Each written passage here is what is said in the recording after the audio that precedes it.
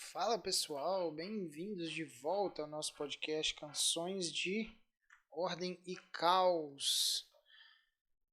Então, finalmente começando, né?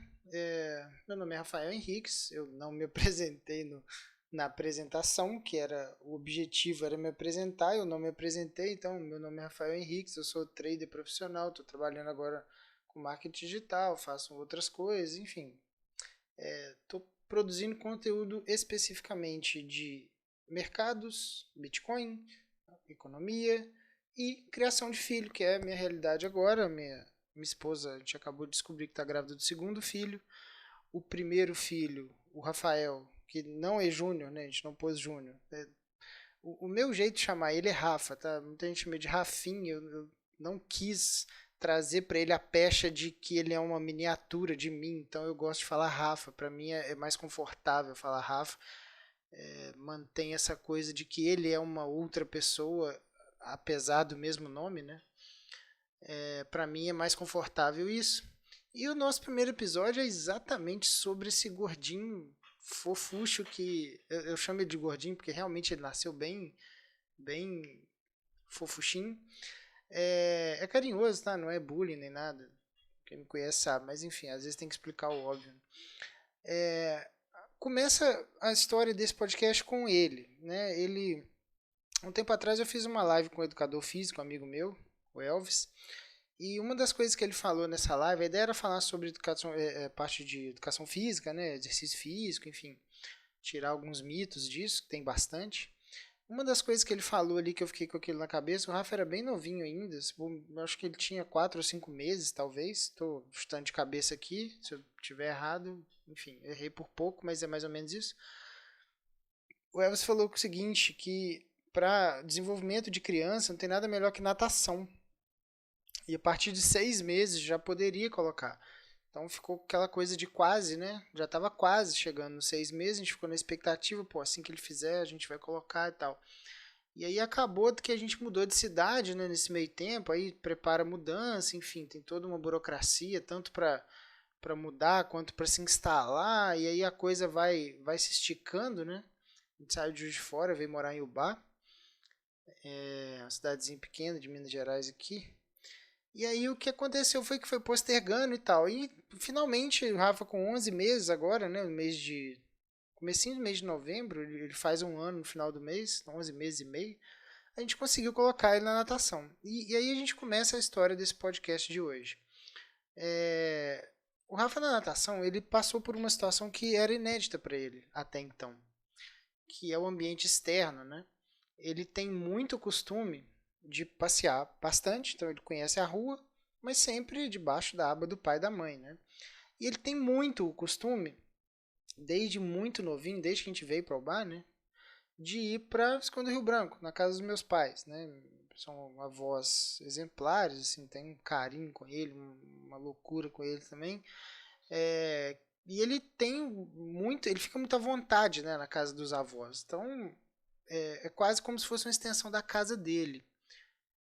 Então, o primeiro ambiente realmente hostil que ele se enfiou foi a natação, né? Um ambiente onde é tudo muito diferente, até a física do lugar é diferente. Você está dentro d'água, né? Ele não está acostumado a ficar dentro da água.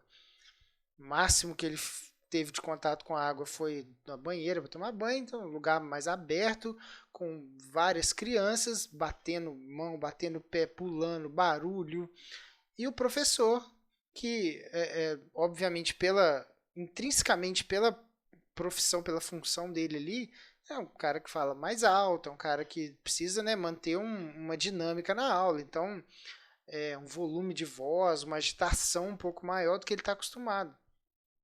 Então, para ele, é um ambiente totalmente hostil, totalmente diferente. E ele, a princípio, ele reagiu muito bem, né? Ele teve algumas intercorrências que ele começou realmente a chorar muito alto.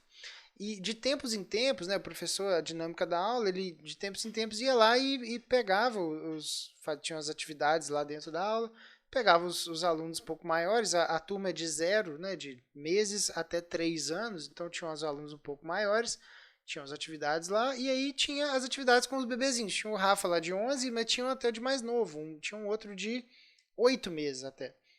E já acostumado, né? Bem mais tranquilo, o Rafa assustado ainda. E aí quando o professor pegava o Rafa pra pegar ele, pra fazer ele nadar, né? Pegava ele pra colocar na água pra ele vir nadando, vinha jogando água de trás da cabeça pra frente, né? Sem nenhum risco, claro, o profissional tem a técnica disso.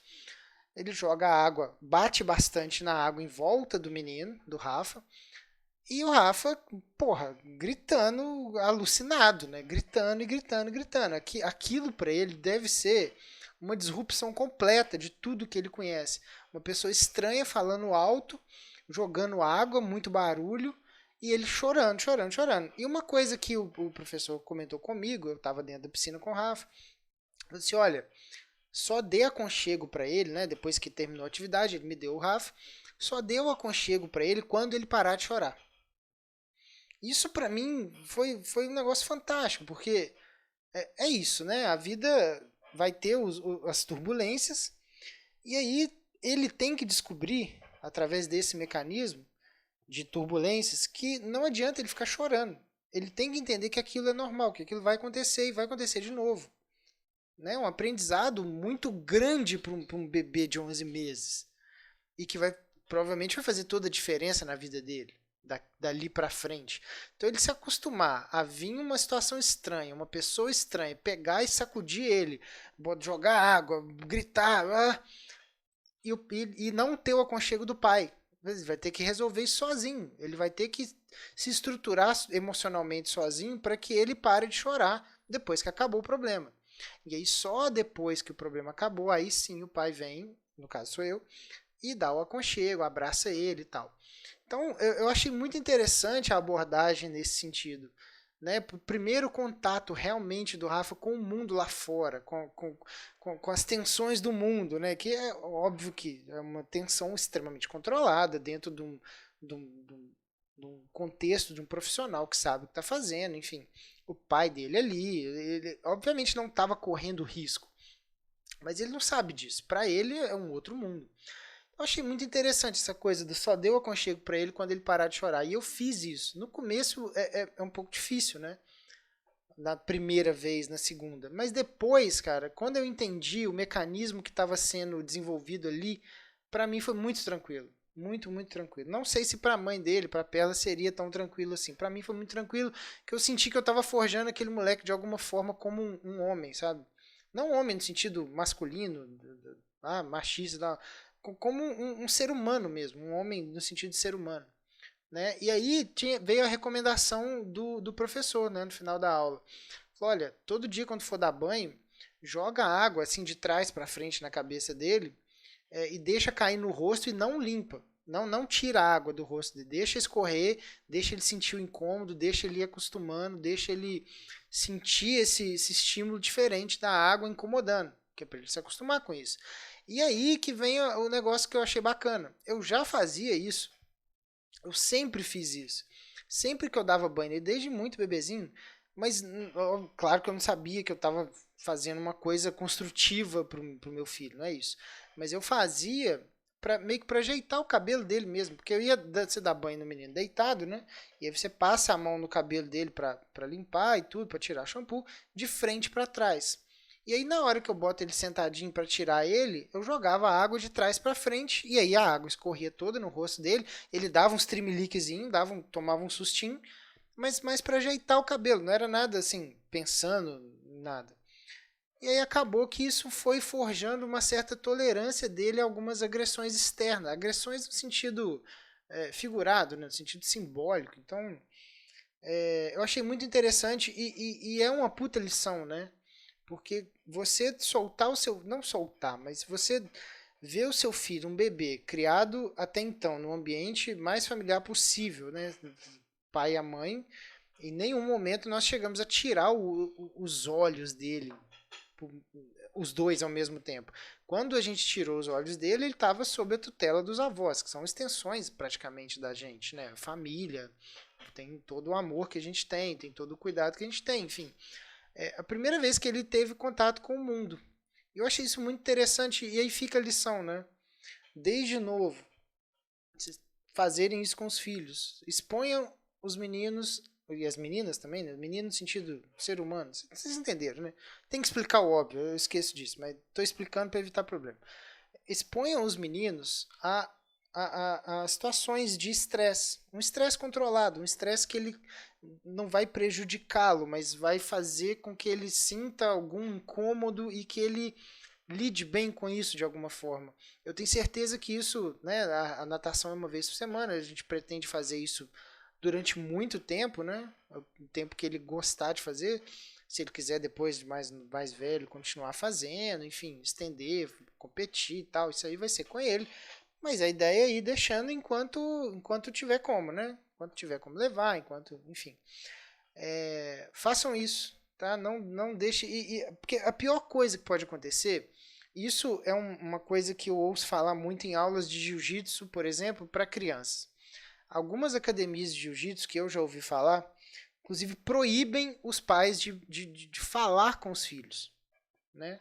Por quê? Porque está dentro da situação do jiu-jitsu, o menino está ali fazendo uma posição, fazendo uma luta, enfim, alguma coisa assim. E aí o pai preocupado dele machucar, preocupado do filho, sei lá, né, preocupa, vai machucar, vai não sei o quê, e fica falando de fora pro menino lá dentro. Isso não deixa o menino concentrar. Além de criar uma sensação de perigo que ele não tem ali. Ele está assessorado, tem um professor ali olhando. Da mesma forma, na natação. O professor, inclusive, falou, quando eu fui distrair o Rafa pela primeira vez, que ele veio chorando, né? Que eu fui distrair, ele falou assim, distrai ele, vai andando com ele para lá e para cá, não dá o aconchego, ele tá chorando, espera ele parar de chorar para dar o aconchego, mas distrai ele. A primeira coisa que eu fiz foi olhar pro lado de fora, a mãe dele tava lá.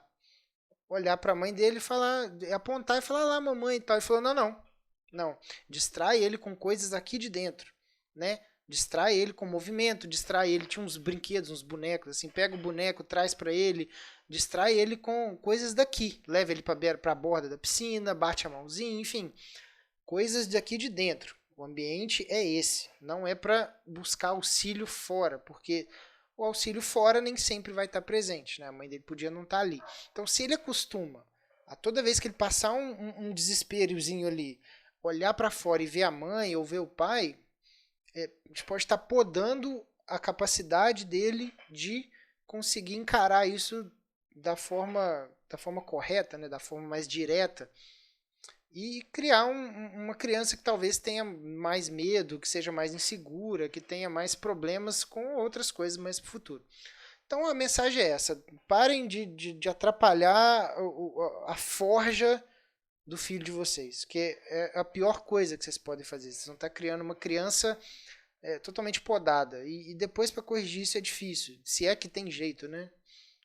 Talvez anos de terapia, enfim, mas a lição é essa, tá? Fiquem com Deus aí, deixem os comentários, qualquer dúvida, e deixem sugestões também dos próximos episódios, se vocês tiverem, né, curiosidade de alguma coisa.